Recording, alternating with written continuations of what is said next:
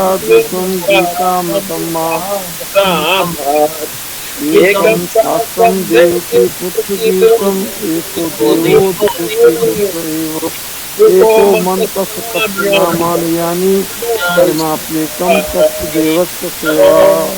सेवा। नमो नमः। नमो नमः। आज का पारायण कौन कराना चाहेंगे? सर मैं करा देता हूँ, आज्ञा दीजिए। चलिए आप करा दीजिए।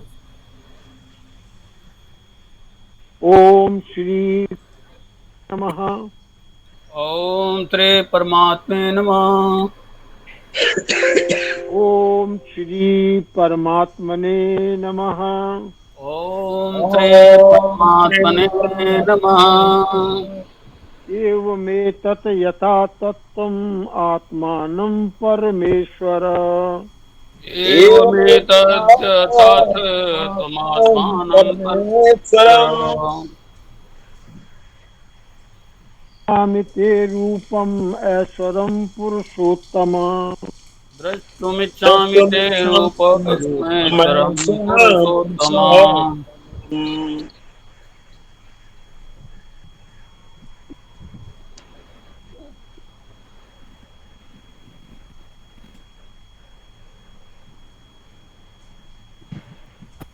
डॉक्टर साहब आवाज नहीं आ रही आपकी, आवाज नहीं आ रही।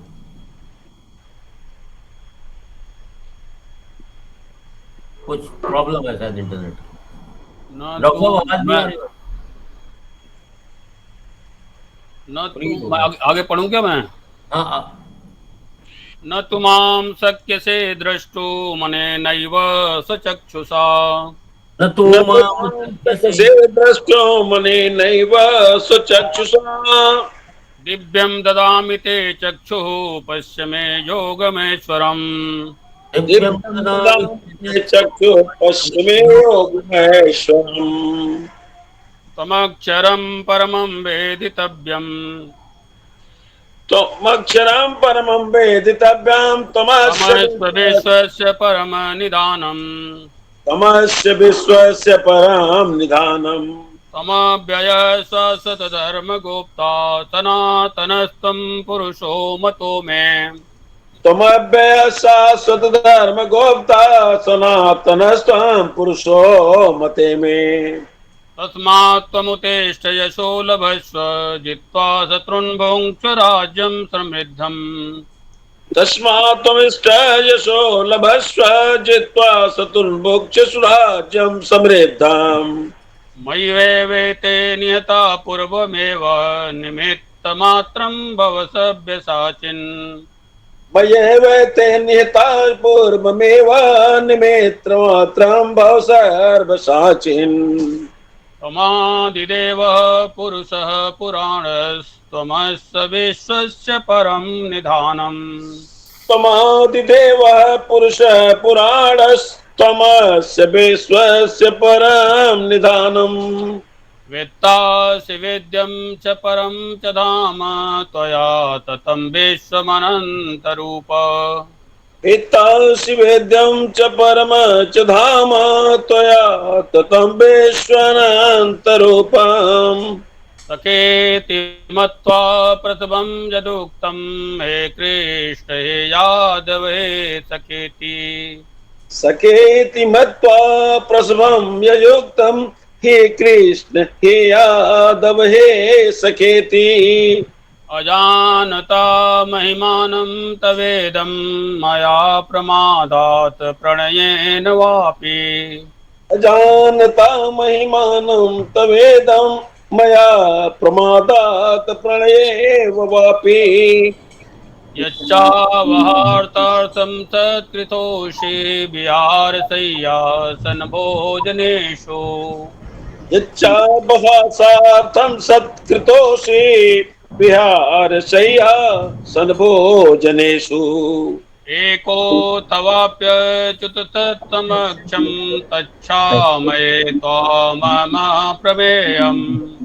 एकोऽथवाप्यच्युत समक्षं तच्छामये त्वामहं प्रमेयम्।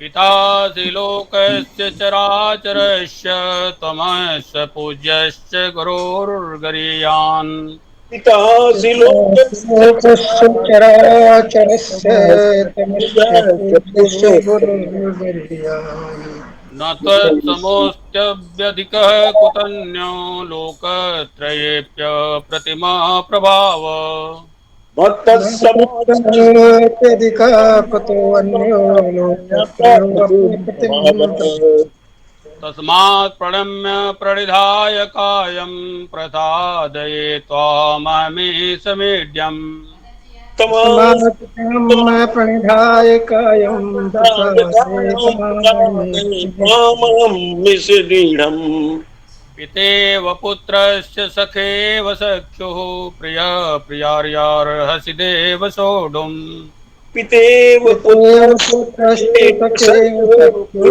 प्रियाया हरसि देव भक्त्या तु तन्त्वनन्या सख्य अहमेवं विदो अर्जुन भक्त्या भक्त्याशक्ये हमेवं विदो अर्जुन ज्ञातुं द्रष्टुं च तत्त्वेन प्रवेष्टुं च परन्तप ज्ञातुं द्रष्टुं च तत्त्वेन प्रवेष्टुं च परन्तप मत्कर्म कृन्मत्परमो मद्भक्तः सङ्गवर्जितः मत्कर्मो मद्भक्तः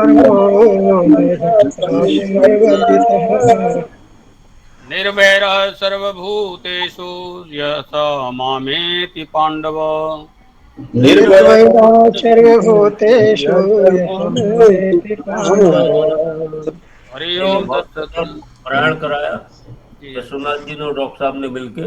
डॉक्टर साहब आपके किसी कुछ प्रॉब्लम आ गई है आपके इंटरनेट में?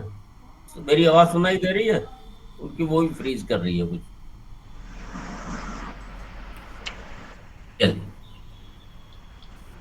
डॉक्टर साहब आवाज सुनाई दे रही है मेरी? डॉक्टर साहब अंतर ध्यान हो गए हैं, पता नहीं। नहीं वो दिखाई तो दे रहे हैं लेकिन वो इंटरनेट उनके नेट में कोई प्रॉब्लम, उसको सुधार रहे हैं। वो उनका साउंड सिस्टम गड़बड़ हो गया लगता है। हाँ। तो कल तो हम सभी ने स्वतंत्रता दिवस मनाया जी जी और सबने लड्डू वगैरह खाए होंगे। सबको बहुत बहुत बधाई सर 15 अगस्त की। हाँ 15 अगस्त की सबको बहुत बहुत बधाई। चंद्रयान ने सर एक बहुत बड़ा इतिहास रचा है, जो कि 140 किलोमीटर लंबा लेजर से उसने पूरा हिंदुस्तान का नक्शा बना दिया चंद्रमा के ऊपर। जो अमिट है, कल ही बनाया जी। चंद्रयान भी है। चंद्रयान ने ना। हाँ चलिए जी सर, ये भी तो एक अलौकिक रक्षा। पिछले सत्र में हम 52वें श्लोक में था, जिसमें श्री भगवान उवाच भगवान कहते हैं अर्जुन से कि ये जो मेरा चतुर्भुज रूप है, जो देव रूप है, जो तुमने देखा है, इसके दर्शन अत्यंत दुर्लभ है। सुदुर्दर्श मिदम, सुदुर्दर्शम, अत्यंत दुर्लभ है। और देवता भी इस रूप को देखने के लिए सदैव लालायत रहते हैं। अब अगले श्लोक जो 53वां श्लोक है, उसमें भगवान इसी चीज की पुष्टि करते हैं कि ये जो इतना अत्यंत दुर्लभ रूप जो है वो क्यों है, और उससे अगले श्लोक में बताएंगे कि इस दुर्लभ रूप को कैसे देखा जा सकता है। पहले बतलाया कि अत्यंत दुर्लभ है 52वें श्लोक में। 53वें श्लोक में बतलाया कि ये अनेक प्रकार के आप साधन करते हैं, शास्त्र पढ़ते हैं, वेद पढ़ते हैं, तप करते हैं, दान करते हैं, यज्ञ करते हैं, इन सब और भी अनेक प्रकार के आप शुभ कर्म करते हैं, उनके द्वारा कोई मेरा यह चतुर्भुज रूप, देव रूप नहीं देख सकता है। ये साधन जो है ये अत्यंत उपयोगी होते हैं, परंतु ये देवरूप मेरी कृपा से ही देखा जा सकता है, क्योंकि जब साधन करते हैं तो भगवत कृपा भी होती है। तो साधन करने मात्र से नहीं होता है, साधन करने के साथ भगवत कृपा की आवश्यकता होती है देवरूप को देखने। इसी पर अगला श्लोक है, ना हम वेदेन ना तपसा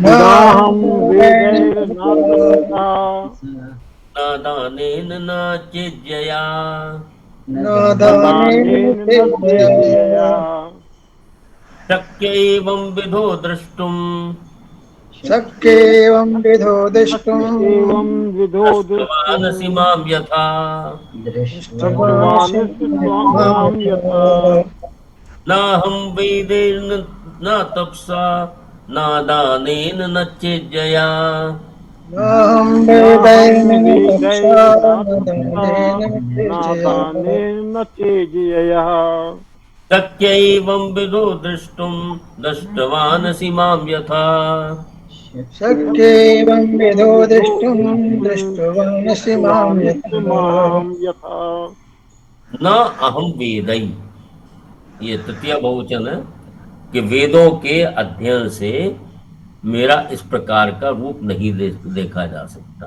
न तपसा, न अत्यंत कठोर तप के द्वारा भी मेरा ये रूप नहीं दे सकता। न दानेन, आप अनेक प्रकार के जो दान इत्यादि करते हैं उससे भी मेरा यह रूप नहीं देखा जा सकता। न च इज्जया, चिज्जया न च इज्जया, और ना ही यज्ञ के द्वारा ये रूप देखा जा सकता है। शक्य एवं विदः द्रष्टुम, एवं विदः द्रष्टुम शक्य, इस प्रकार से नहीं देखा जा सकता। एवं विदः द्रष्टुम शक्य दृष्टवान असि माम यथा, जिस प्रकार से यथा माम दृष्टवान असि, जिस प्रकार से तुमने ये मेरा रूप देखा, चतुर्भुज रूप देखा, उसको ये न वेदों के अध्ययन से, शास्त्र अध्ययन से, न कठोर तप से, न अनेक प्रकार के दान से, और न ही यज्ञ से देखा जा सकता है। ठीक है, अब भगवान ये कह रहे हैं, तात्पर्य यह है कि भगवान की प्राप्ति केवल भगवान की कृपा से ही होती है।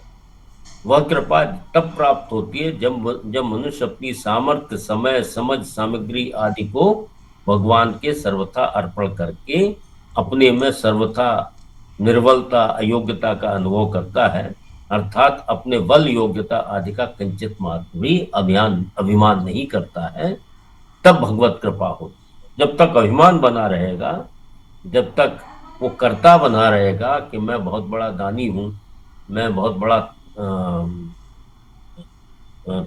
तपस्वी हूँ, मैं बहुत बड़ा मतलब वेदों का ज्ञाता हूँ, जब तक ये भाव रहेगा तब तक भगवत कृपा नहीं होती।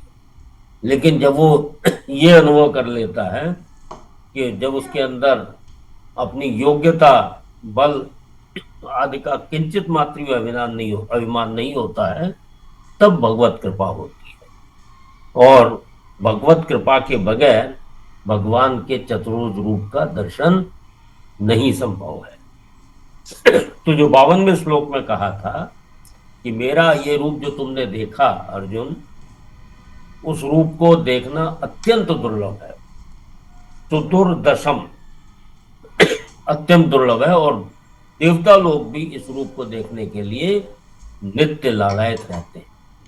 अब इस श्लोक के अंदर भगवान ने कह दिया कि अगर आप समझते हो कि मैं बहुत बड़ा ज्ञानी हूँ, वेदों, अच्छी तरह से वेदों को जानता हूँ, दानी हूँ, और बहुत अनेक प्रकार के यज्ञ किए हैं, तो इन क्रियाओं से मेरा ये रूप नहीं देखा जा सकता। शक्य एवं विदो द्रष्टुम न शक्य एवं विदो द्रष्टुम दृष्टवानसि मां यथा। लेकिन जब आपका ये कर्तापन का अभिमान जो है समाप्त हो जाता है, जब आप अपने बल, योग्यता इत्यादि का जब अभिमान समाप्त हो जाता है, तब भगवत कृपा होती है, और इस प्रकार का रूप भगवत कृपा से ही देखा जा सकता है। ठीक है। ना हम वेद ही न तपसा न दानेन न त्यज्यया नाहं वेदैर्न न तपसा तपसा न न दानेन न दानेन चेत् तेजयः शक्य एवं विदो द्रष्टुम दृष्टवानसि माम यथा। शक्येवं विदो द्रष्टुं दृष्टवानसि मां यथा। शासक लीजिए। न हम नाहं नाहं वेदैर्न वेदैर्न तपसा तपसा न न दानेन न दानेन चेत् तेजयः शक्येवं विदो द्रष्टुं सत्यं दृष्टवानसि मां विदोषुं यथा। दृष्टवानिष्ट मां यथा। अब जब वेदों के अध्ययन से भी नहीं देखा जा सकता, दान से नहीं देखा जा सकता, तप से नहीं देखा जा सकता और अनेक प्रकार के यज्ञों से भी नहीं देखा जा सकता, तो वो देखा कैसे जा सकता है? इसी पर अगला श्लोक है। भक्त्या त्वनन्या भक्त्या तु नन्या शक्ये एवं अहमेवं विधोर्जुना अहमेवं विधोर्जन ज्ञातुं द्रष्टुं च तत्त्वेन ज्ञातुं द्रष्टुं च तत्त्वेन तत्त्वेन प्रवेष्टुं च परन्तप। प्रवेष्टुं प्रवेष्टुं च च परन्तप। परन्तप।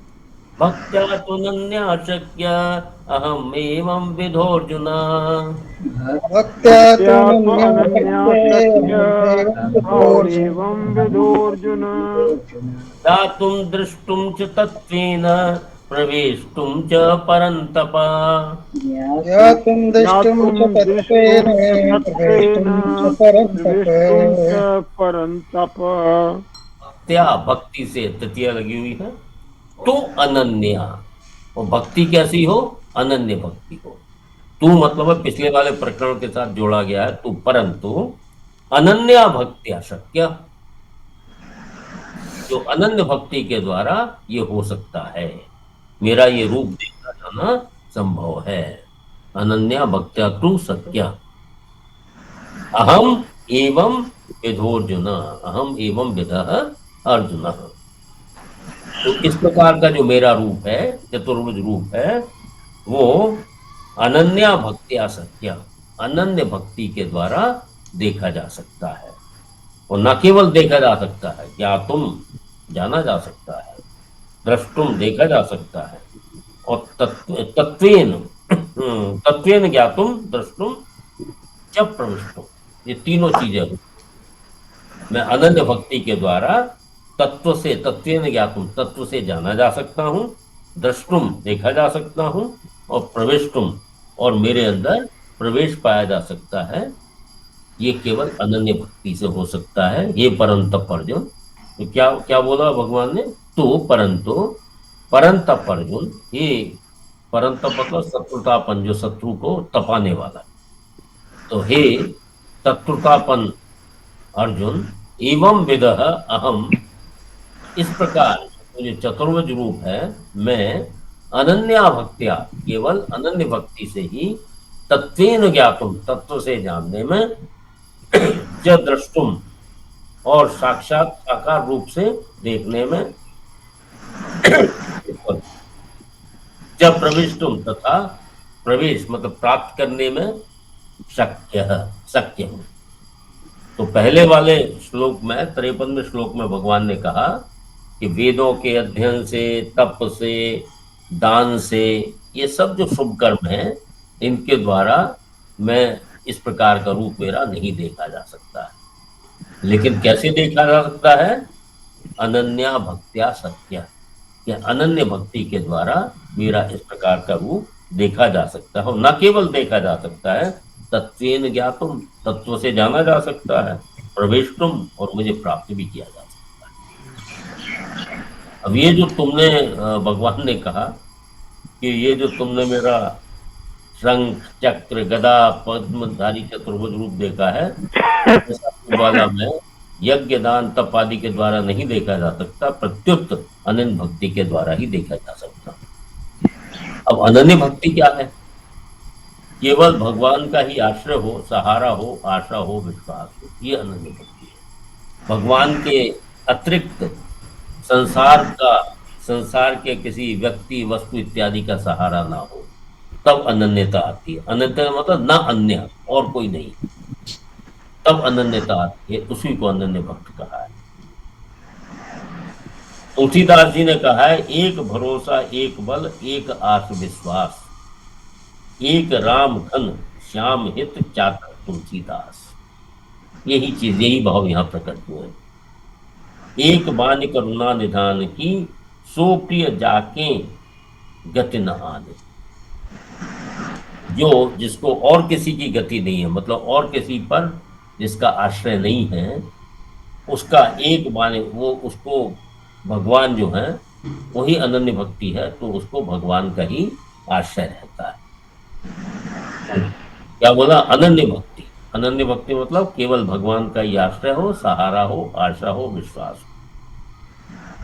केवल स्वयं की, अब भगवान की जो दर्शन कैसे हो, तो केवल स्वयं की व्याकुलता पूर्वक उत्कंठा हो, भगवान के दर्शन बिना एक क्षण भी चैन ना पड़े, ऐसी जो भीतर से स्वयं की बेचैनी है, वो भगवत प्राप्ति की खास कारण है। एक उदाहरण दिया जाता है अक्सर, एक व्यक्ति एक संत के पास जाता है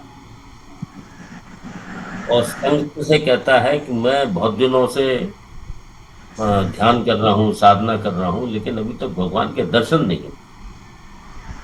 क्या आप मुझे बता सकते हैं कि भगवान के दर्शन कैसे मिलेंगे?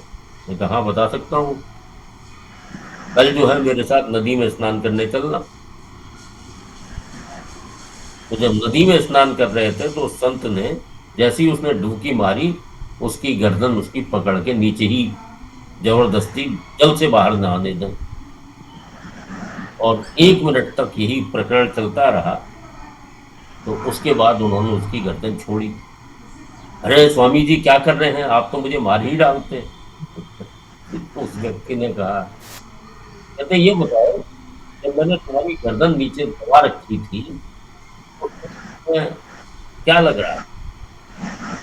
तो मुझे तो यही लग रहा था किसी तरह ऊपर आऊं और सांस ले पाऊं। तो संत ने कहा कि जब इतनी व्याकुलता तुम्हारी जो सांस लेने की थी, जब इतनी व्याकुलता भगवत प्राप्ति की हो जाएगी, जब तुम्हें भगवान मिल जाएंगे। तो वही बात यहाँ कही गई है कि केवल स्वयं की व्याकुलता पूर्वक उत्कंठा हो, भगवान के दर्शन बिना एक क्षण भी चैन न पड़े, ऐसी जो भीतर में स्वयं की बेचैनी है, वो भगवत प्राप्ति में खास कारण है। व्याकुलता, भगवान के दर्शन के लिए व्याकुलता, अधीर हो जाए आदमी, और प्रेम में ही अधीर होता है, वैसे अधीर नहीं होता। तो जब इस प्रकार की व्याकुलता हो जाती है, तो ये भगवत दर्शन के अंदर अत्यंत सहायक है। अब भगवान ने कहा, ज्ञातुम द्रष्टुम च तत्वेन प्रविष्टुम, ये 3 चीजें। ऐसे ही अनन्य भक्ति से मैं तत्व से जाना जा सकता हूँ, अनन्य भक्ति से ही मैं देखा जा सकता हूँ, और अनन्य भक्ति से ही मुझ में प्रवेश पाया जा सकता, अर्थात मुझे प्राप्त किया जा सकता। अब जब ज्ञातुम, जानना, भगवान को जाना नहीं जा सकता, उनको केवल मानना ही पड़ता है। जब भगवान कह रहे हैं ज्ञातुम, तो ज्ञातुम का अर्थ ये नहीं है कि ये जो भगवान का जानना है बुद्धि के अंतर्गत आ गया, ऐसी बात नहीं। प्रत्युत उनकी जानने की शक्ति, जो भक्त की जानने की शक्ति है, वो मेरे से परिपूर्ण हो जाती है। तात्पर्य है कि वह मेरे को वासुदेव सर्वम और सद सच्चा हम, इस तरह का वास्तविक तत्व से जानते थे कि वासुदेव सर्वम, के केवल वासुदेव ही हैं और कुछ है ही नहीं, ऐसा उसको अनुभव हो जाता है। और सत्य असत जो कुछ भी है वो मैं हूँ, मेरे अतिरिक्त तो कुछ नहीं है, ऐसा अनुभव हो जाता है। इसी को कहते हैं तत्वेन ज्ञातुम। फिर उन्होंने कहा द्रष्टुम का तात्पर्य है कि वो सगुण रूप से, अर्थात विष्णु, राम, कृष्ण आदि जिस किसी भी रूप से देखना चाहे वो मेरे को देख सकता है। कैसे? अनन्य भक्ति से। प्रविष्टुम का कहने का तात्पर्य यह है कि भगवान के साथ अपने आप की अभिन्नता का अनुभव कर लेता है अथवा उसका भगवान की नित्य लीला में प्रवेश हो जाता है। प्रवेश तो भगवान की नित्य लीला में प्रवेश हो जाता है। नित्य लीला में प्रवेश होने से भक्त की इच्छा और भगवान की मर्जी ही मुक्त है। भगवान की कृपा, उनकी मर्जी और भक्त की इच्छा, ये दोनों चीजें होंगी तो ही उन्होंने कहा प्रवेश तुम, तो भगवान में भगवान की प्राप्ति हो जाती है। और जब ये भगवान की लीला में उसका जब प्रवेश हो जाता है तो उसकी जो भी इच्छाएं हैं, चाहे सांसारिक इच्छा है, चाहे भगवत प्राप्ति की इच्छा है, वो सारी इच्छाएं भगवान पूरी कर देते हैं। यही अनन्य भक्ति की बहुत सारी महत्ता है, बहुत महत्ता है। भक्त्या त्वनन्या शक्य अहमेवं विदोर्जुना। भक्त्या त्वनन्या शक्य अहमेवं विदोर्जुन।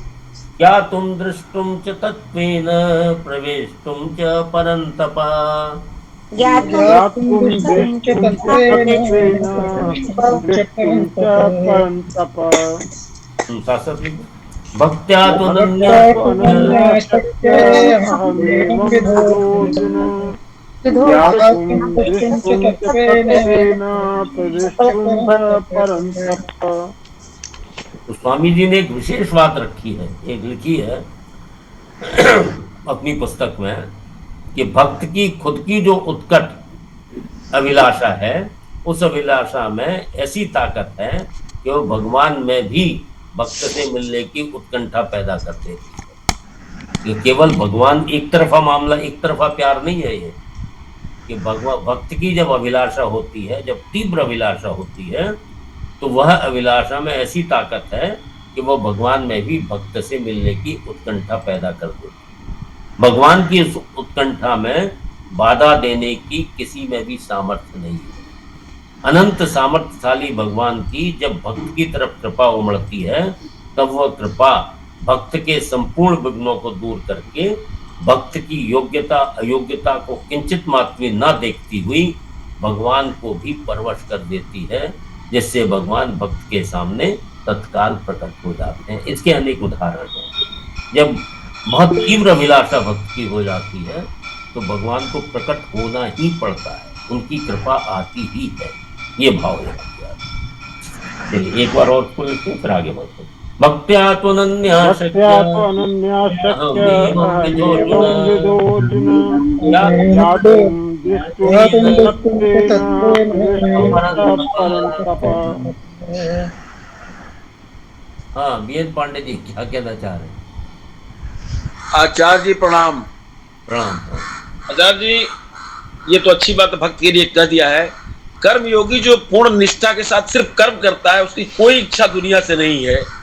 या ज्ञान योगी जो है वो भी अपना सांख्य योग में लगा रहता है, वो बस निर्विकार होकर उसको भगवान कुछ मतलब नहीं, खाली अपने कर्म में लगा हुआ 100%। वो भक्त मान लीजिए नहीं है, वो सिर्फ अपने कर्म कर रहा है। उसकी गति का क्या है इसमें? नहीं, उसकी गति में केवल द्रष्टुम नहीं है, बाकी सब है। द्रष्टुम नहीं है। अच्छा, द्रष्टुम नहीं है, बाकी जो तत्वेन ज्ञातुम भी है और प्रवेशुम भी नहीं होगा आपको लगता है? नहीं, प्रवेशुम भी हो जाएगा, तत्वेन ज्ञातुम भी हो जाएगा, प्रवेशुम भी हो जाएगा। केवल द्रष्टुम जो देखने की जो बात है वो केवल भक्त के ऊपर ही आती है। कर्मयोगी या ज्ञान योगी में द्रष्टुम की बात नहीं आती है, लेकिन वो तत्व से जान जाता है, भगवान में प्रवेश भी पा जाता है, लेकिन क्योंकि उसकी देखने की अभिलाषा भी नहीं होती है, इसलिए ज्ञान योगी की देखने की अभिलाषा होती भी नहीं है, वैसी भी उसकी अभिलाषा नहीं है, इसलिए केवल द्रष्टुम वाला उसके साथ नहीं होता है, बाकी दोनों चीजें होती है। ठीक। अब भगवान अनन्य भक्ति के साधनों का वर्णन। अनन्य भक्ति है क्या, इस पर अंतिम श्लोक है इस अध्याय का 55वां श्लोक। मत कर्म तन मत परमो, मत कर्म तन मत परमो, संग वर्जितः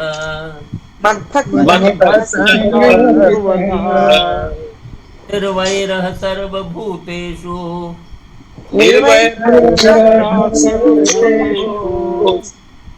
यः स मामेति पांडव।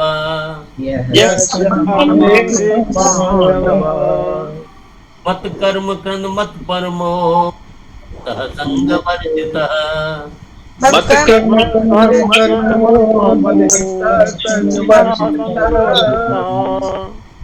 निर्वैरः सर्वभूतेषु यः स मामेति पाण्डवा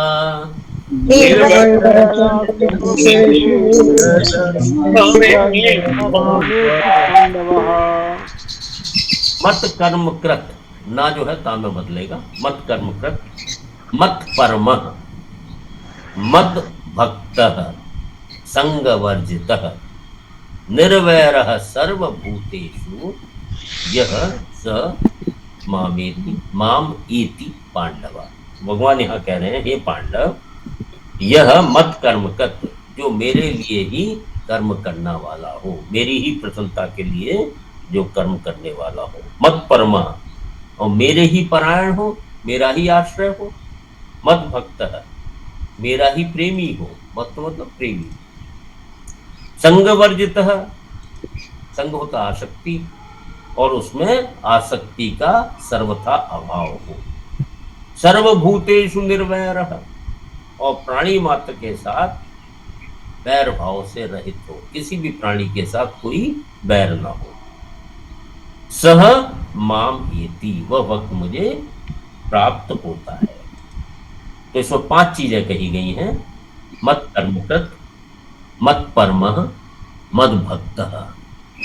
ये 3 चीजें भगवान के साथ संबंध बनाने के लिए, कि मेरे भगवान के लिए ही कर्म करोगे, भगवान से संबंध बनेगा, भगवान के ही आश्रित रहोगे, मत परमः, तो भगवान से संबंध बनेगा, मत भक्तः, भगवान से प्रेम करोगे तो भगवान से संबंध बनेगा। तो ये 3 चीजें जो हैं भगवान से संबंध बनाने के लिए।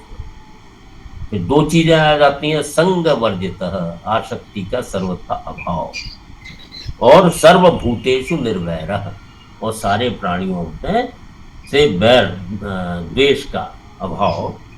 तो ये 2 चीजें संसार से संबंध विच्छेद करने के लिए, और 3 चीजें मत कर्मकृत, मत परमो, मद भक्त, ये 3 चीजें हैं भगवान से संबंध जोड़ने के लिए।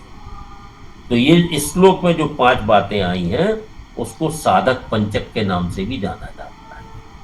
5 चीजें हैं ना, मत कर्मकृत, मत परम, मद भक्त, ये 3 चीजें, फिर संग वर्जित और सर्वभूतेषु निर्वैर। तो इसको ये जो 5 बातों को यहाँ साधक पंचक भी कहते हैं। अब मत कर्मकृत क्या है?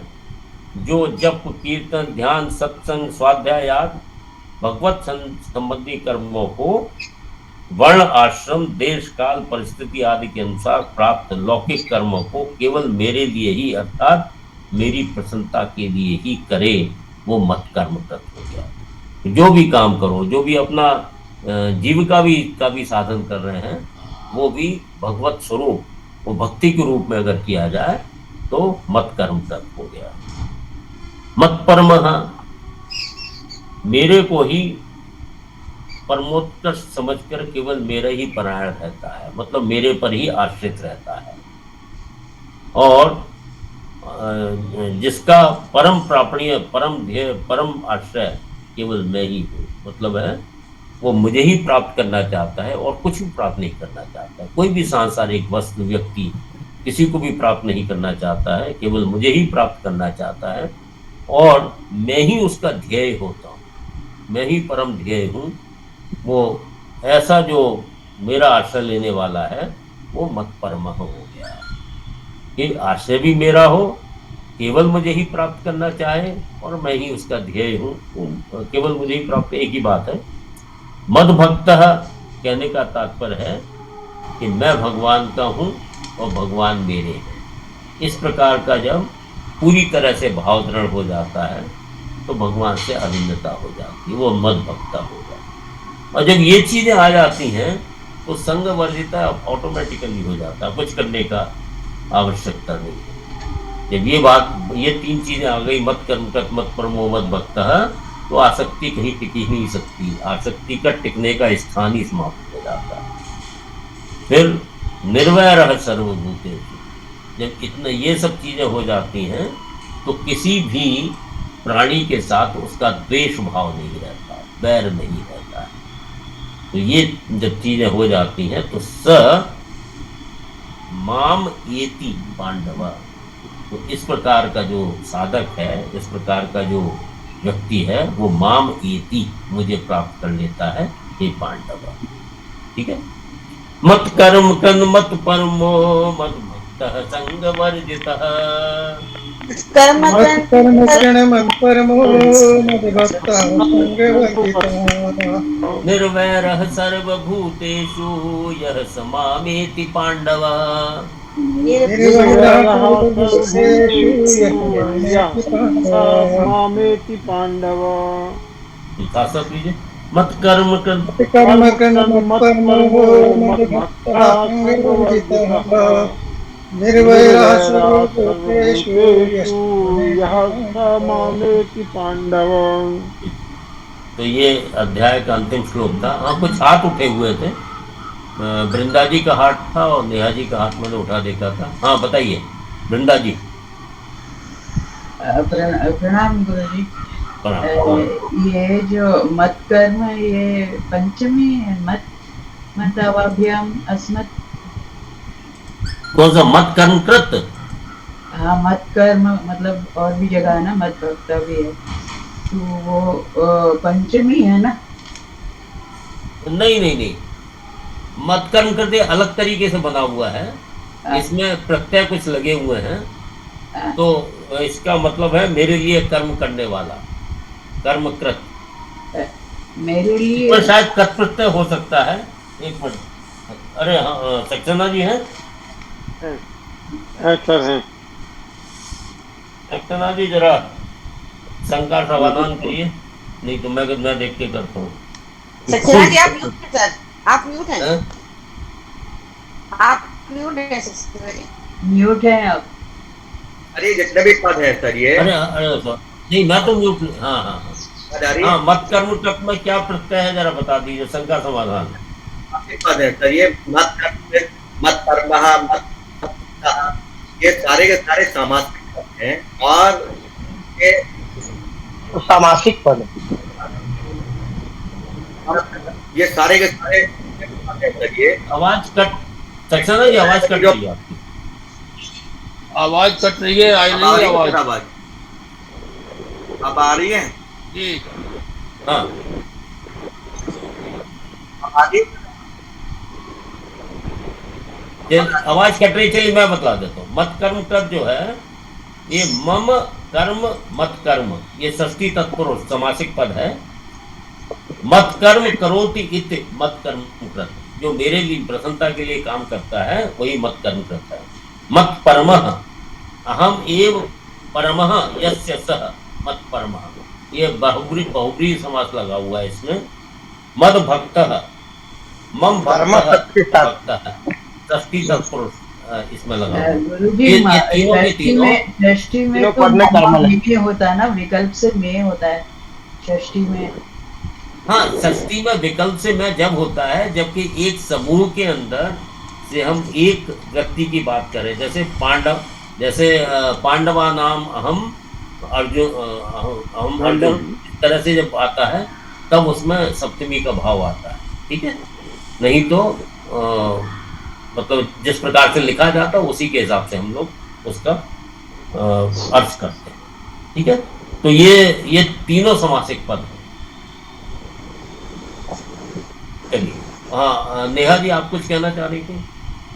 जी, मैं ये कहना चाह रही थी, आपने कहा जैसे कि कर्म योगी या ज्ञान योगी, उनको जो है वो दर्शन नहीं होता, तो हमारे सारे साधु संत महात्मा जो डेकेड्स मतलब सेंचुरीज से जो पूजा पाठ करके और ज्ञान मतलब सन्यासी जो हैं वो उनको तो दर्शन हुए बहुत लोगों को, मतलब आप कह रहे हैं कि उनको कभी दर्शन नहीं हुआ। नहीं, उसको मैं दूसरी तरह से कहता हूँ, ज्ञान योगी की इच्छा ही नहीं होती है दर्शन की, केवल दर्शन की इच्छा भी केवल भक्त के अंदर होती है। और भक्त भी होते हैं और कर्म भी भक्ति से किया हाँ, वो जाता है। दोनों हो सकते हैं, सही बात है। देखिए ऐसा होता है कि जो कर्मयोग के मार्ग से जा रहा है और उसमें अगर भक्ति के संस्कार हैं तो अंतोगत्वा बाद में जो है वो भक्ति योग में चला जाता है। इसी प्रकार से जो ज्ञान मार्ग से जा रहा है और उसमें अगर भक्ति के संस्कार हैं तो बाद में वो भक्ति में चला जाता है। भक्ति में जाने का क्या फायदा होता है कि ज्ञान मार्ग के अंदर जो सूक्ष्म अहम है, ज्ञान मार्ग के अंदर उसकी निवृत्ति बड़ी मुश्किल से होती है और भक्ति में जाने से उस सूक्ष्म अहम की निवृत्ति हो जाती है। बस इतना ही भेद। एक्चुअली मैंने जहाँ तक पढ़ा है उसमें ये है कि भक्ति तो निहित है दोनों में, वरना तो वो ना ज्ञान मार्ग कहलाता है और ना वो कर्म योग कहलाता है।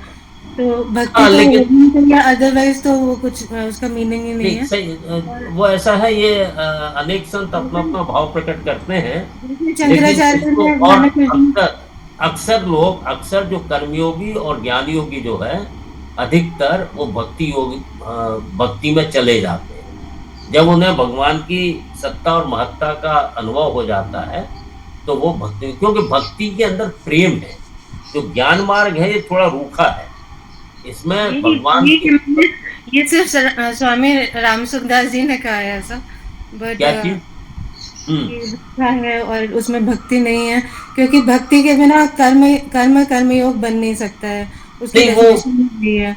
तो जब तक भक्ति नहीं आती है तब तक वो कर्म योग नहीं बन सकता है, क्योंकि वो तो भगवान को ही अर्पण करके सारे कर्म कौन कर सकता है, भक्ति ही कर सकता है।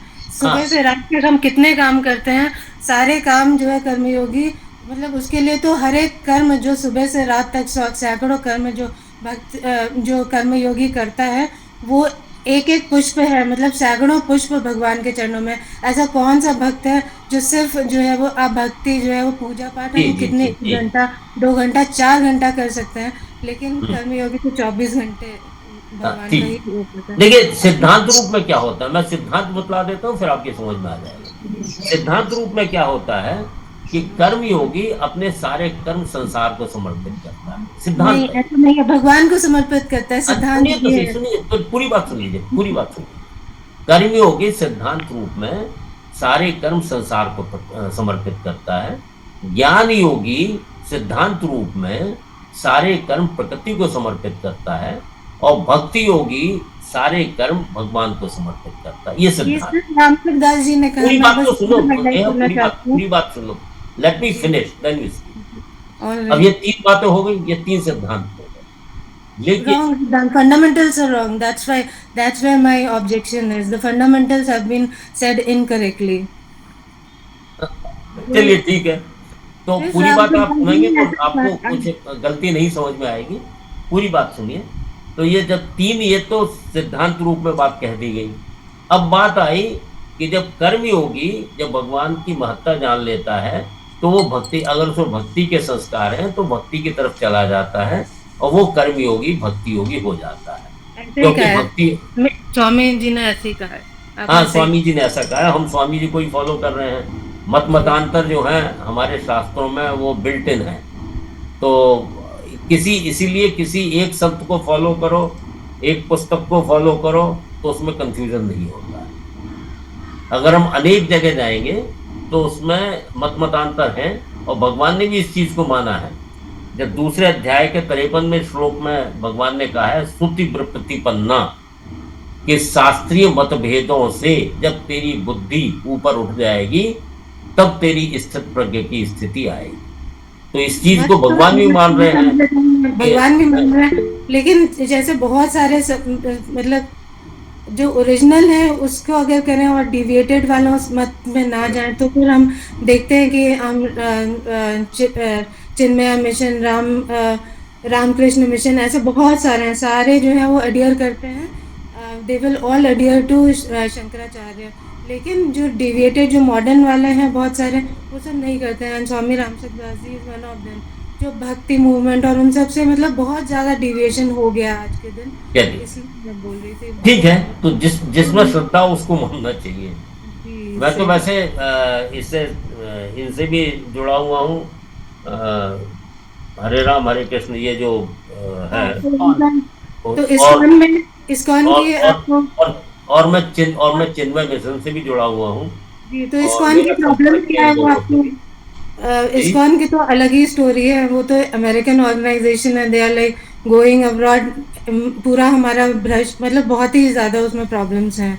उन्होंने जो है वो भगवान ने एक देखिए चीज़ नया नहीं ऐसा है कि जिसमें श्रद्धा हो उस तरफ चले जाना चाहिए। सारे मार्ग भगवान की तरफ ले जाते हैं। किसी संत को हम ये नहीं कह सकते कि वो गलत है, और ना किसी को कह सकते हैं पूरी तरह सही है, ना हम कह सकते हैं पूरी तरह गलत है। जहां श्रद्धा भाव उमड़े वही जाना चाहिए। जी सर, हाँ वो टंडन साहब, डॉक्टर साहब। हाँ डॉक्टर साहब, बाद में हाथ उठाया हुआ है। जी सर, आज सर एक पहला प्रश्न उठाता है कि कर्मयोग वाला जो होता है, जो कर्म करता है, जो पांडे जी ने पूछा था, उसको भगवान में विश्वास है, भगवान के बारे में सोचते ही नहीं है। मेरा ऐसा सोचना है कि कर्म तो कैसे भी किया जा सकता है, लेकिन भगवान ने कर्म के लिए नहीं कहा कि जब भगवान ने कर्म योग बताया है। कर्म योग का मतलब हमें परमात्मा से ही जुड़ना है। कर्म ऐसे करें जो अकर्म जैसे हो जाए, तो उनको परमात्मा, संसार को परमात्मा मान करके संसार के सेवा करना ही, यानी अपने स्वार्थ पूरा काट करके कंप्लीटली परमार्थ के लिए जो कर्म किया जाता है भगवान को अर्पण करके, वो निष्काम योग है और वो बिना भक्ति के हो नहीं सकता। तो जब तक उसका भगवान में विश्वास नहीं होगा, संसार को भगवान स्वरूप नहीं मानेगा। तो वही चीजें सिद्धांत रूप में कह दी जाती हैं। उसके बाद प्रैक्टिकल रूप में तो हर एक इंडिविजुअल का अपनी अपनी धारणाएं होती हैं, अपनी अपनी मान्यताएं होती हैं, और अपने अपने कर्म करने का एक स्वभाव होता है। तो वो अलग, उसमें भिन्नता आ जाएगी। लेकिन सिद्धांत रूप में ये बात बतला दी गई है, वही यही सिद्धांत हम जितना हम समझते हैं यही सिद्धांत है। और बाकी कर्मयोगी अधिकतर भक्तियोगी भक्ति में चले जाते हैं, ज्ञान मार्गी भी, बहुत से ज्ञान मार्गी भी भक्ति में चले जाते हैं। क्योंकि वही बात है जो तुलसीदास जी ने कहा है, पायो ज्ञान भगति नहीं तजही। तो वहां भी तुलसीदास जी ने कह दिया है कि ज्ञान प्राप्त हो जाने के बाद भी वो भक्ति को नहीं त्यागते हैं, क्योंकि भक्ति के अंदर एक तो प्रेम की विशेषता है, और दूसरा भक्ति मार्ग के अंदर अहंकार का शमन आसानी से हो जाता है। ठीक है, तो हमने ये आज अध्याय समाप्त कर लिया। आपने एक चीज बताई अभी, 5 बातें जो इसमें लिखा है, मत कर, मत कर, मत भक्त, ये 5 साधक का क्या बताए थे आप? साधक क्या बोलते हैं इसको? साधन पंचक।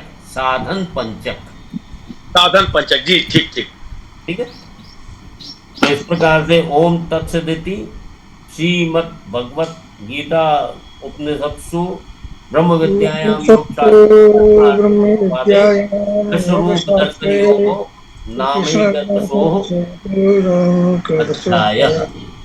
हरिओम तत्सत, हरिओम तत्सत, हरिओम तत्सत। इस प्रकार से आपने 11वां अध्याय समाप्त कर लिया।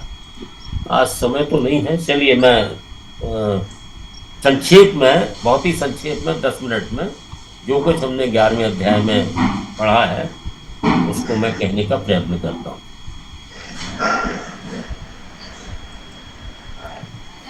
आचार्य अध्याय जी, एक प्रश्न पूछने का मन कर रहा था, अगर अनुमति हो तो। हाँ बताइए बताइए। वो ये है कि भगवान ने जो शरीर है, ये तो 5 महाभूतों से बनाना है, स्थूल शरीर जी, और ये जो बाकी जो अंतःकरण वाला ये सूक्ष्म शरीर से बनाया है। ऐसा भेद क्यों किया गया है, कोई कारण? अरे नहीं नहीं नहीं नहीं, नहीं। अच्छा, इसकी तो पूरी व्याख्या करनी पड़ेगी। असलियत में जो 5 भौतिक जो शरीर है, इसको पंचीकरण आप समझते हैं? पंचीकरण की क्रिया, पंचीकरण। तो ये जो हम देख रहे हैं पूरी जो दृश्य संसार है, ये पंचीकृत महाभूतों से बना हुआ है। जी सर। और इसका एक्चुअली जो तत्वबोध के अंदर मैंने इस पॉइंट को कवर किया था। और ये जो अंतःकरण जो है ये अपंचीकृत सूक्ष्म तत्व है। इस विषय पर मैं, और क्योंकि इसमें समय लगेगा, इसको काफी एक्सप्लेन करना पड़ेगा, क्योंकि पहले तो सारे महाभूत जो हैं ये अपंचीकृत रूप में ये सूक्ष्म होते हैं, ये दिखाई नहीं पड़ते हैं। तो उसमें से कौन सी चीज किससे निकलती है, इस विषय पर मैं आपको 10 मिनट लगेंगे उसमें, मैं किसी दिन आपको पूरी तरह से बताऊंगा। राइट, ठीक है। तो ये 11वें अध्याय जो है, भगवान ने कहा कि 10वें अध्याय के अंत में कहा कि अथवा बहुनैतेन किम ज्ञातेन तवार्जुन विष्टभ्या अहम इदम कृष्णम स्थितो जगत। ये है अर्जुन, तुम इस प्रकार बहुत सी बातें जानने की तुम्हें क्या आवश्यकता है। मैं अपनी किसी एक अंश से इस संपूर्ण जगत को व्याप्त करके स्थित हूँ, अर्थात अनंत ब्रह्मांड मेरे किसी एक अंश में।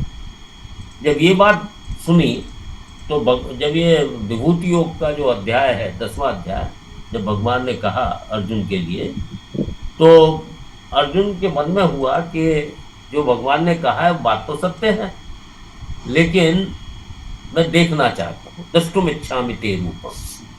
तो 13वें जो तीसरे श्लोक में उन्होंने अपनी इच्छा प्रकट की कि ये जो आपने रूप किया है, एवं एतत् थाथ तुम आत्मानम परमेश्वर, कि आप जैसा कह रहे हैं विभूति योग के विषय में बतलाया, जैसा आप कह रहे हैं मैं उसको परम सत्य मानता हूँ, लेकिन मैं आपके उस ईश्वर संबंधी ऐश्वर्य को द्रष्टुम इच्छामि, मैं देखना चाहता हूँ। और 4थे श्लोक में उन्होंने कहा अगर आप ऐसा सोचते हैं कि संभव है तो हे योगेश्वर, आप अपना वो अविनाशी रूप मुझे दिखाइए। फिर भगवान 5वें और 6ठे और 7वें श्लोक में कहते हैं कि भाई देख ले, अगर तू देख सकता है तो देख ले। तो पश्चिमे पार्थ रूपाणी सतोथ सहस्त्र नाना विधानी दिव्यानी नाना वर्णानी कृतिम से।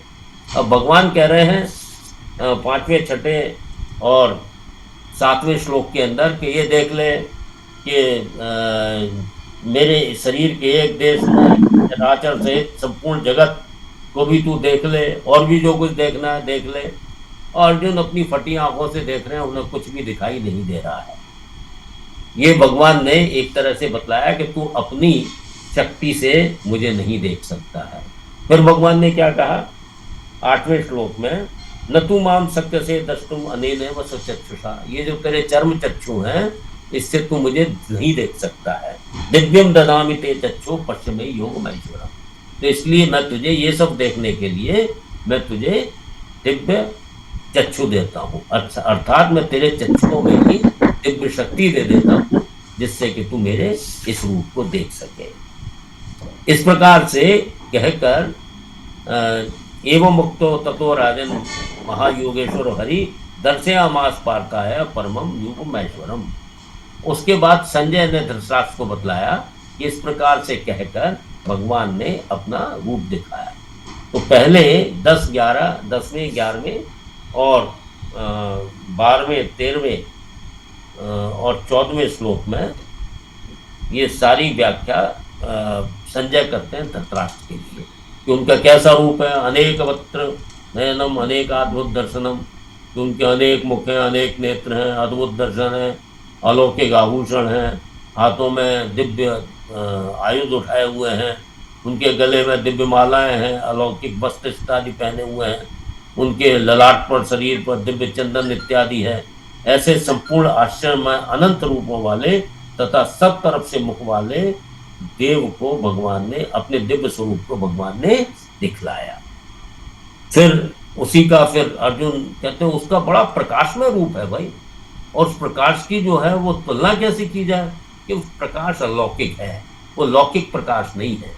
तो फिर भी कितना प्रकाश है पता तो लगे। दोनों का एक साथ हजारों सूर्य अगर आकाश के अंदर उग जाए तो वो प्रकाश भी उस प्रकाश की समानता नहीं कर सकता। तो ये प्रकाश के रूप में संजय ने अपनी व्याख्या की। फिर उन्होंने कहा कि तत्रैकस्थम जगत कृष्णम प्रवक्तम अनेकधा अपश्यत देवदेवस्य शरीरे पांडवस्तथा।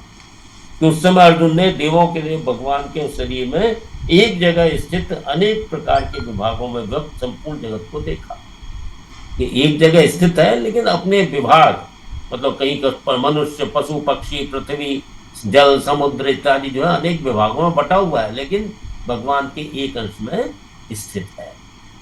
अब जो है तथा स विस्मया विष्णु हृष्टरोमा धनंजय। अब ये संजय अपनी व्याख्यान दे रहे हैं कि उस समय अर्जुन जो है बड़े आश्चर्यचकित हो गए और वो उन्होंने फिर सर से प्रणाम करके और दोनों हाथ जोड़कर वो स्तुति के लिए तैयार हो जाते हैं। अब अर्जुनवाच, अब अर्जुन जो है जो चीज संजय ने कही थी वही कमोवेश वही चीज अर्जुन यहाँ कह रहे हैं। पश्यामि देव देवांस तव देहे सर्वांस तथा भूत विशेष संघान ब्रह्मांडमीशम कमलासनस्तम ऋषिश्च सर्वान उर्गाश्च दिव्यान, कि मैं तुम्हारे आपके शरीर के अंदर प्राणियों के विशेष समुदायों को देख रहा हूँ, कमल के आसन पर बैठे हुए ब्रह्मा जी को देख रहा हूँ, शंकर जी को देख रहा हूँ, अनेक ऋषियों को देख रहा हूँ और दिव्य सर्पों को देख रहा हूँ। फिर वही बात, अनेक बाहु उदर वक्त नेत्रम पश्यामि ताम सर्वतोऽनंत रूपम, तो वही चीज जो अभी संजय ने बतलाई थी कि उनके अनेक बहुत अनंत बाहु हैं, बहुत सारे पेट हैं, बहुत सारे मुख हैं, बहुत सारे नेत्र हैं, इस प्रकार से वो भगवान का रूप देखा। और उसी विश्व रूप के अंतर्गत उन्होंने भगवान का देव रूप भी देखा, जो कि 17वें श्लोक में है। किरीटनम गदनम चक्रणम च तेजो राशिम सर्वतो दीप्तमंतम पश्यामि त्वाम तन्नीक्ष्यम समन्तात् दीप्तानल लार्क ज्योतिम अप्रमेयम। तो उसी के अंदर उन्होंने जो किरीटनम गदनम चक्रम, जो भगवान का जो चतुर्भुज रूप है, वो उसी विश्व रूप के अंतर्गत उन्होंने देखा कि मैं आपको किरीट गदा चक्र तथा शंख पद्म धारण किए हुए देख रहा हूँ और तेज की राशि और सबोर प्रकाश वाले दीप्तिमान अग्नि तथा सूर्य के समान कांति वाले नेत्रों के द्वारा कठिनता से जानने योग्य दिव्य नेत्र हैं, फिर भी वो कहते हैं कि नेत्रों के द्वारा कठिनता से देखे जाने योग्य और सब तरफ से अप्रमेय स्वरूप अनंत स्वरूप को मैं देख रहा हूँ। उसके बाद यहाँ से 18वें श्लोक से वो स्तुति प्रारंभ कर देते हैं। तुम अक्षरम परमम वेदितव्यम तमस्य विष्णु से परम निदानम तुम अव्यय शाश्वत धर्म गोप्ता सनातनस्तम पुरुषो मकुंजे। अनाद, अब वो कहते हैं कि आप ही जानने योग परम अक्षर हैं, आप ही संपूर्ण विश्व के परम आश्रय हैं, आप ही सनातन धर्म के रक्षक हैं, शाश्वत धर्म गुप्ता, और तुम अव्यय सनातन और आप ही अविनाशी सनातन पुरुष हैं, ऐसा मैं मानता हूँ।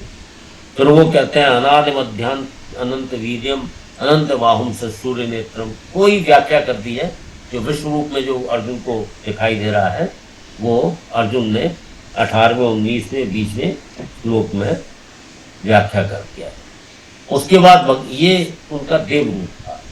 उसके बाद उन्होंने 18वें 19वें श्लोक से उग्र रूप का दर्शन करते हैं, जिसके अंदर कहते हैं कि आदि मध्य अंत कुछ नहीं है और अनंत भुजाओं वाले हैं, चंद्र और सूर्य रूप नेत्रों वाले, दीप्त हुताश वक्तम। यहाँ से उग्र रूप चालू हो जाता है कि प्रज्वलित अग्निरूप मुखों वाले और स्वतेजसा इदम विष्णु तपंतम पश्यामि, और अपने तेज से इस संसार को तपाते हुए मैं देख रहा हूँ। और ये तेज है, उग्र रूप यहाँ से प्रारंभ हो जाता है।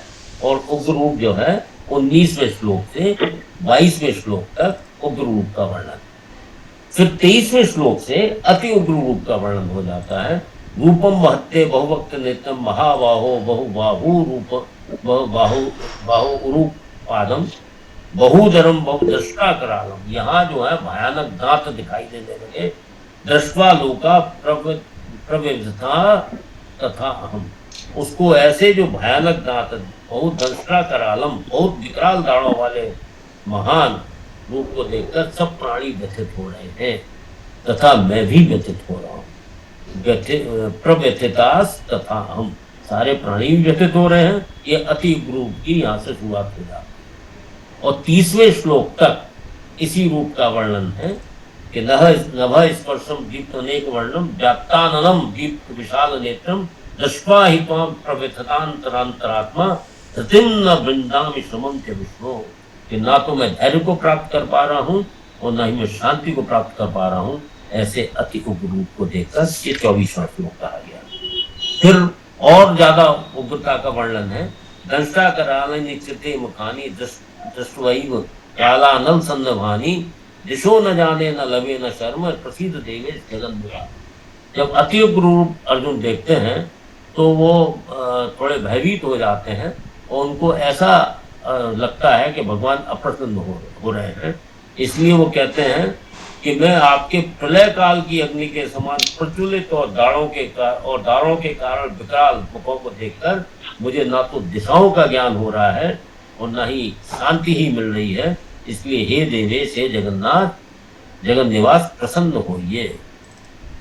अब वो जो अत्युग रूप का वर्णन करते हैं कि वो सारे हमारे पक्ष के योद्धा हैं, वो आपके मुखों में समाये जा रहे हैं, और आपके कुछ तो आपके दांतों के बीच में फंस गए हैं, किसी के जो है चूर्ण कई उत्तमांगई, मतलब है चूर्ण के हुए सुरों के सहित वो दांतों के बीच में फंसे हुए हैं। ये पूरा उसके अंदर वर्णन ये 30वें श्लोक तक चलता है। और उसके बाद 28वें 29वें श्लोक के अंदर वो कहते हैं कि जो अपना कर्तव्य कर्म समझ के आए हैं, इस युद्ध में जो भाग ले रहे हैं, उनके विषय में 28वां श्लोक कहा गया है, यथा नदीनाम बहो अमुवेगा समुद्र मेवा विमुखा द्रवंती तथा तवामि नदलोक वीरा विशंत वक्त्राण अभिज्वलंती। तो यहाँ जो है, जैसे जो भीष्म पितामह इत्यादि, द्रोणाचार्य इत्यादि जो अपना कर्तव्य कर्म समझ के जो युद्ध कर रहे हैं, उनके विषय में बात कह दी कि वे आपके प्रकाश में ज्ञान स्वरूप मुखों में प्रविष्ट हो रहे हैं। और 29वां श्लोक जो है, जो राज्य और प्रशंसा के लिए युद्ध में आए हैं, राज्य लोक से या प्रशंसा के लोक से जो युद्ध में आए हैं और सांसारिक संग्रह और भोगों की प्राप्ति में लगे हैं, ऐसे पुरुषों का, ऐसे जो योद्धाओं का वर्णन उन्होंने 29वें श्लोक में कर लिया। यथा प्रदीप्तम जलन पतंगा विशंत नाशाय समुद्र देगा। और यहाँ उन्होंने उपमा, पहले वाले में श्लोक उपमा क्या दी कि जिस प्रकार से नदी जो है समुद्र की ओर चलती है, स्वाभाविक उसका रास्ता है, उस प्रकार से जो योद्धा लोग हैं वो आपके प्रकाश में मुखों में प्रविष्ट हो रहे हैं। ये 28वां श्लोक।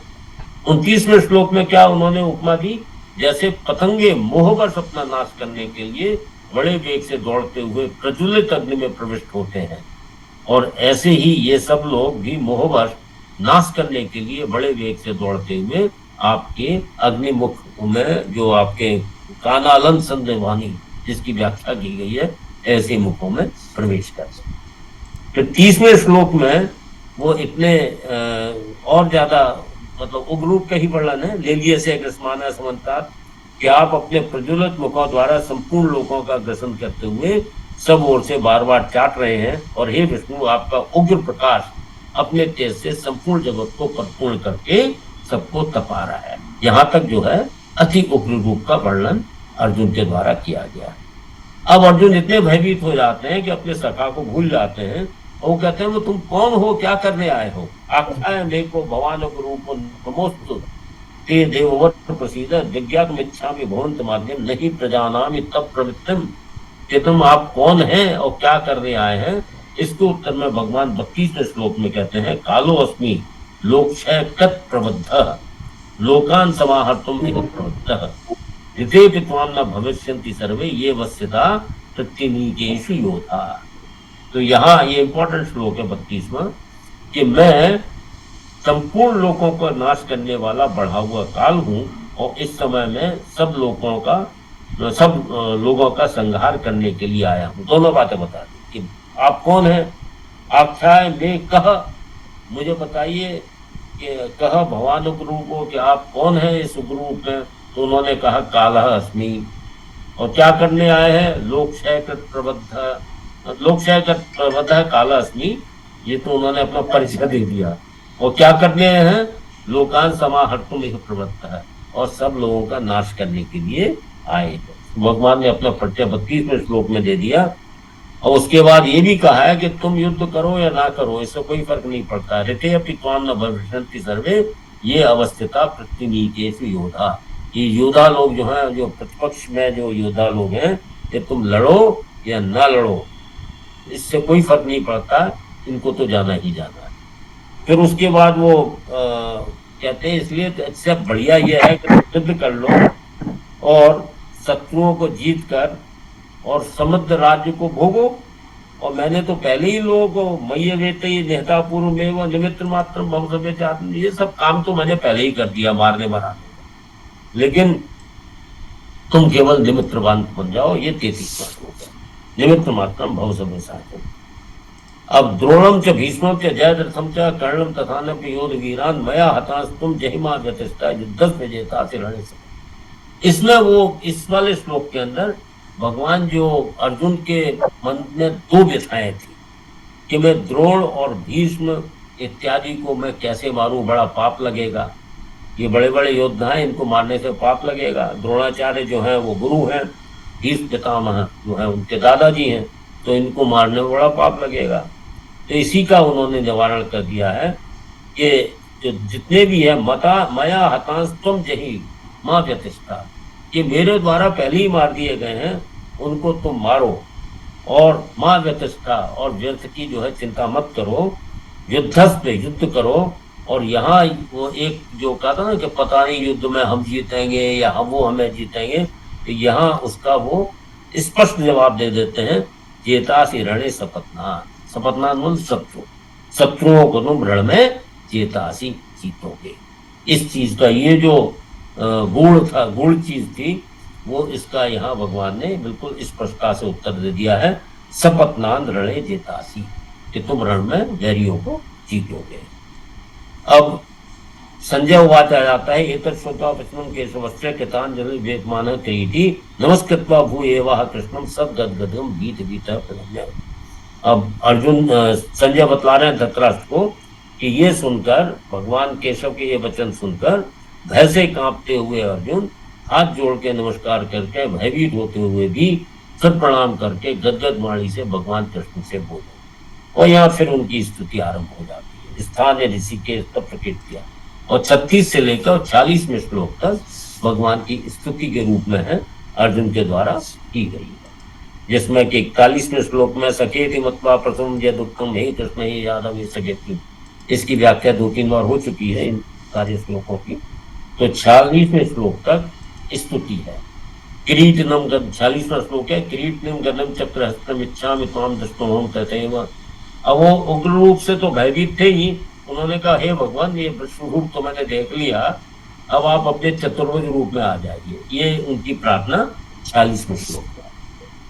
तो भगवान कहते हैं कि 43वें श्लोक में मया प्रसन्नेन तवार्जुनेदं रूपम परम दर्शितमात्म योगात् तेजोमयम विस्मनंत माध्यम जन्मे त्वदन्ये नना दृष्ट पूर्वम, कि मैंने अपनी प्रसन्नता से तुझे यह विष्णु रूप दिखाया है, मैं कोई तुमसे अप्रसन्न नहीं हूँ, और इस प्रकार का रूप जो है तेरे अतिरिक्त इससे पूर्व और किसी ने नहीं देखा। ये विश्व रूप के विषय में कहा गया है। फिर उन्होंने कहा कि ये जो रूप है न वेदों के अध्ययन से न दान से, जैसे जो बाद में चतुर्भुज रूप के बारे में बात कही गई है, वही बात यहाँ 48वें श्लोक में विश्व रूप दर्शन के बारे में कहते हैं। फिर अर्जुन का भय दूर करने के लिए भगवान ने 49वें श्लोक में देव रूप देखने की आज्ञा देते हैं। अब वो देव रूप में आ जाते हैं। माते व्यथा मात्य विमूढ़ भाव दृष्टा रूपम घोर मीदृंग ममेदम जपेत भी प्रीत मनाः पुनस्तुम तदेव मे रूप निदम प्रपश्य। तो तू व्यपेत भी निर्भय और प्रसन्न मन वाला होकर तू फिर उसी मेरे उस चतुर्भुज रूप को अच्छी तरह से देख ले। ये 49वां श्लोक है। फिर 50वें श्लोक के अंदर संजय बतला रहे हैं कि इत्यर्जुनम वासुदेवस्त्वा सुखम रूपम दर्शयामास भूया। फिर अपना जो है वो दोबारा से उन्होंने चतुर्भुज रूप दिखाया और अर्जुन को आश्वासन दिया, भयभीत अर्जुन को आश्वासन दिया, और उसके बाद वो सौम्य रूप मतलब जो मनुष्य रूप है उसके अंदर सौम्य बपर आत्मा, तो सौम्य रूप में आ जाते हैं। फिर अर्जुन कहते हैं कि मैं इस रूप को देखकर मैं अपनी सहज स्थिति में आ गया हूँ। इस पर 51वां श्लोक कहा गया है। फिर 52वें श्लोक में जो चतुर्भुज रूप को के दर्शन की दुर्लभता के विषय में व्याख्यान दिया है कि ये इस प्रकार का रूप जो है ये बड़ा दुर्लभ है और देवता लोग भी इस रूप को देखने के लिए ललायत रहते हैं। फिर 53 में 54-55 श्लोक तो आगे भी पढ़ा है, आपको अच्छी तरह की याद होगा। और उसके बाद उन्होंने अनन्य भक्ति के साधनों की वर्णन किया है 55वें श्लोक के अंदर। मत कर्म कत मत परमो मत भक्ता संग वर्जित है निर्वैर सर्वभूतेषु यह समामेति पांडवा। इस प्रकार से हमने पुनः 11वां अध्याय संक्षेप में मैंने कहने का प्रयास किया। ठीक है,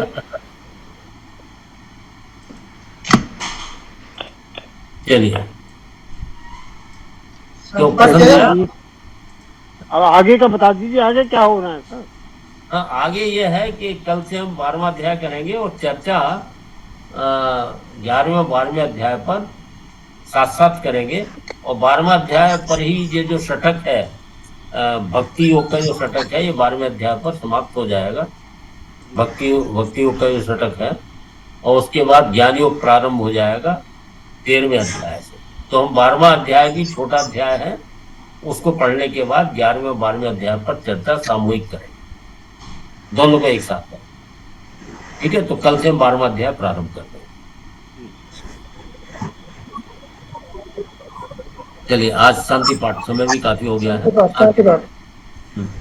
सर्वे भवन्तु सुखिनः, सर्वे भवन्तु सुखिनः, सर्वे सन्तु निरामयाः, सर्वे भद्राणि पश्यन्तु मा कश्चित् दुःखात् भवेत्। ओम शांति शांति शांति। हरि ओम नमो नमः।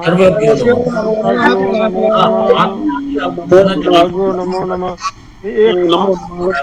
एक हाथ उठा हुआ था आचार्य जी। हाँ, वो प्रभात कुमार जी का था। प्रभात जी का। चलिए, ठीक है, अच्छा, सर्वे बोलो बोलो, कल से 12वां अध्याय प्रारंभ करें। शांति पाठ के बाद कुछ भी नहीं।